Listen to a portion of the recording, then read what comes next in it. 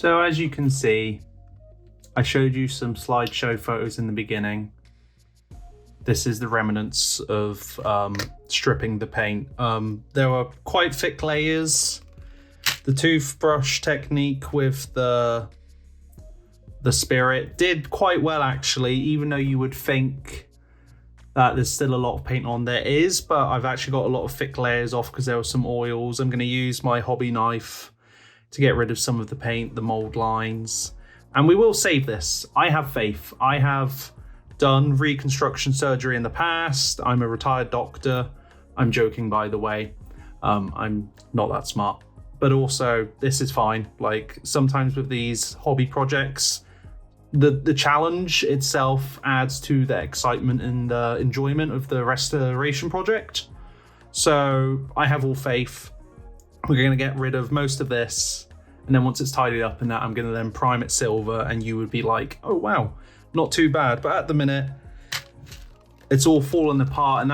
And that tells me something as well, because I've stripped paint from models before in the past. I don't have a fancy paint shaking, stripping machine. If anyone wants to send me stuff, that's cool. But I find, depending on the glue, they fall apart easy. But one thing I will say about these models as well, flayed ones are so flimsy. They come in so many little parts. So it means I can reposition them a bit, pose them up a bit. And what I'm going to do, one thing I will say, what's bothered me, if you paint your base rims gold, you're a maniac. Like, I do not care who you are. I am generally bothered by the shiny gold base rims. Like, it's too intense.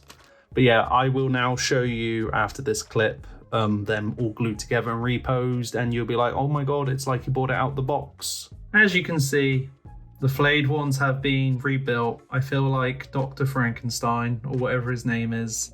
These things look hideous. They are a bit choppy because I couldn't get rid of all the paint. But I've reposed them, I've rebuilt them. I'm gonna prime them tomorrow after work, and then hopefully I can get them all painted in the night. And hopefully, I clarify and reaffirm, hopefully, they look all right. Because I understand they look a bit choppy, but there's only so much you can do with stripping paint. And there was a moment where I was like, maybe I should have just paid the full price and bought the brand new box instead of a cheeky eBay steal. But then that defeats the whole point of eBay and the rush of finding a bargain. So we'll find out soon. They have been rebuilt. They have been reprimed. It's kind of 50-50. Some turned out okay with the prime because I was able to get rid of most of the previous paint. So I'm happy about that. Some, not so well. This one's okay. You can see his face in the details, which is good. But some I'm going to have to be a bit more creative with. As you can see, this guy's face has had better days, but I'm going to just make it look like he's got flesh all over his face. I say he, it's like a robotic entity. He, it, they, them, whatever. They are Necrons. They are ready to kill. This one's unfortunately gone really badly with the face. Even my focus. But I don't know, like the mutilated faces kind of work, which is kind of cool. So that one's okay-ish. Like, yeah, overall I'm content. It could be a lot worse. Gonna bang on a wash, paint them up, and we'll see what they look like after. And here's the finished project.